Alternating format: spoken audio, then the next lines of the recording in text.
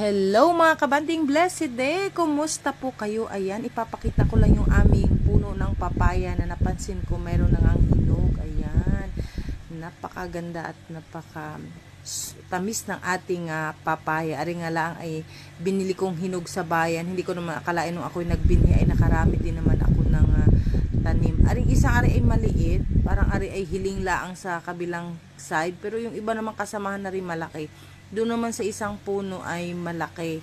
Ayan, susukatin ko nga, may isang mahigit isang dangkal ang haba na rin ating papaya. Napakatamis na rin mga kabanding, at alam niyo ang papaya ay napaka-healthy sa ating katawan. Napakaraming vitamins and minerals na makukuha natin sa papaya. Ayan. So yan mga kabanding, napakasimple ng buhay dito sa bukid. Napaka tahimik at syempre lahat ay fresh. Kung gusto mo magtanim ay napaka-refreshing dito sa flex ko lang ang aming papaya. And thank you for watching mga kabanding. Always remember, happy lang ta and God bless.